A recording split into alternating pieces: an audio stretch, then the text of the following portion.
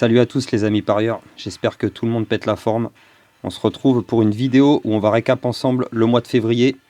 On a eu 4 UFC en tout et pour tout sur le mois de février et on va récap tout ça.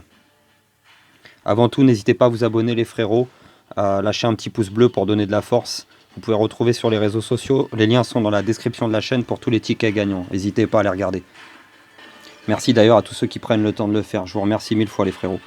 Du coup, on retrouvait, comme je le disais juste avant, 4 UFC sur ce mois de février. On va commencer par le premier. On retrouvait en premier l'UFC Fight Night 235, Dolidze versus Imavov. Avec normalement 6 combats à la carte principale, mais il y a eu un no contest. Et les pronostics, du coup, ça a donné 3 sur 5, puisque le deuxième combat a été un no contest à cause d'un doigt dans l'œil, un Hypoc vraiment très puissant en plus. Je me souviens, le pauvre Muradov, il n'a pas pu reprendre le combat. Donc on a un résultat de 3 sur 5 pour le premier UFC. On enchaîne sur le deuxième UFC du mois de février, c'est parti. On retrouvait ensuite l'UFC Fight Night 236, Hermansson versus Pyfer, où on avait 6 combats à la carte principale également. Pour celui-ci, je n'en ai trouvé que 2 sur 6. Ça avait été compliqué, même le main event, Pyfer n'était pas passé. Donc c'était un flop. C'est vraiment le pire résultat depuis la création de ma chaîne, celui-ci. Même pas la moitié, donc vraiment difficile. On enchaîne sur l'UFC suivant, c'est parti. On retrouvait ensuite l'UFC 298 avec 5 combats à la carte principale. Et là, 5 pronostics de bons trouvés sur les 5. On a rattrapé le fiasco de l'UFC précédent et ça faisait bien plaisir d'avoir un ticket total. Surtout quand on rentre le combiné complet, plus tous les petits combinés. Vraiment là, c'était magnifique. On enchaîne sur le quatrième et dernier UFC du mois de février. Et on retrouvait en dernier l'UFC Fight Night 237, Moreno versus Royval, numéro 2. Et on avait 6 combats à la carte principale. Et j'ai eu un résultat du coup de 3 sur 5, puisqu'on a eu un combat également qui a été annulé, le combat de Raul Rosas Jr. Et donc il y a eu 2 erreurs sur celui-ci. Du coup, on va faire le total des 4 UFC. Ça nous donne un résultat de 13 pronostics trouvés sur 21 tentés. C'est un résultat assez moyen. En général, je fais de meilleurs scores que ça. J'ai pris un peu de risque aussi sur le mois de février et il y a eu quelques surprises. Donc bon, c'est ce qui a donné ce résultat-là. Mais on va essayer de faire bien mieux sur le mois de mars, les amis. Pour les fiertés du mois de février, il y a Topuria, Hernandez et Zellhuber. Topuria parce que beaucoup voyaient Volkanovski remporter ce combat. Anthony Hernandez parce que contre Kopylov c'est pareil, même s'il était favori, beaucoup voyaient le russe l'emporter. Et ensuite Daniel Zellhuber, c'était face à Francisco Prado. La cote de Prado était énorme, mais beaucoup pensaient que Prado serait capable de remporter ce combat également. Donc ça, c'est les 3 fiertés du mois de février.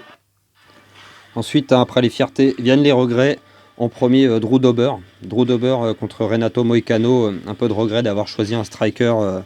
J'aurais pu effectivement partir plutôt sur le grappleur Moicano. C'était moins risqué. Ensuite, Petrosian. Petrosian, pareil, kickboxer, qui était face à Rodolfo Vieira. Je pensais qu'il arriverait à imposer son jeu debout et après réflexion, j'aurais mieux fait de partir sur le sol de Vieira. C'était quasiment sûr que Vieira allait réussir à emmener au moins Petrosian au sol au moins une fois dans le combat. Et en dernier, Darius Flowers. Regret face à Michael Johnson. J'ai pas fait confiance dans le vétéran. J'ai pas eu confiance dans le vétéran, je veux dire, au vu de ses résultats précédents qui étaient vraiment pas terribles, faut le dire. Mais Darius Flowers, c'était quand même vraiment pas un nom. Il avait aucune expérience quasiment à l'UFC. Michael Johnson, normalement, avait les moyens de s'en sortir dans ce combat. Donc ça, c'était les 3 regrets du mois de février. Voilà les frérots, on a terminé avec le récap du mois de février.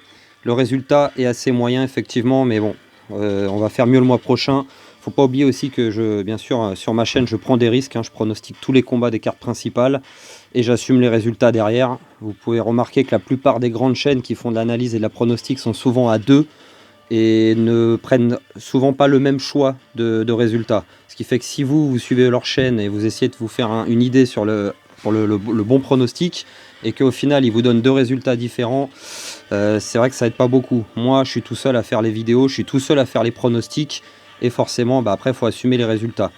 Mais le résultat total de mes pronos depuis le début de ma chaîne a un très bon ratio et on va essayer de faire bien mieux au mois de mars en essayant de prendre le moins de risques possible bien évidemment. On se retrouvera du coup samedi pour l'UFC Fight Night 238, Rozenstruik versus Gaziev. Et je vais aussi sortir prochainement la vidéo du PFL Doumbé versus Baki. Pour l'analyse et pronostic, on retrouvera également Abduragimov sur la carte principale. Et on approche bien sûr l'UFC 299 avec Benoît Saint-Denis contre Dustin Poirier. Il y a énormément de combats qui arrivent à pronostiquer. Ça va vraiment être le mois de mars, le début mars va vraiment être intense en événement. Voilà, il ne me reste plus qu'à vous dire, comme toujours, de faire très attention avec les paris en ligne les amis. C'est dangereux, c'est risqué. Jouez toujours de façon ludique et réfléchie et surtout de l'argent que vous pouvez vous permettre de perdre. Et bien entendu, c'est interdit aux moins de 18 ans. Il faut avoir de la barbe pour pouvoir miser en ligne. Sur ce, je vous souhaite une très bonne soirée. Je vous dis à la semaine prochaine. Ciao à tous.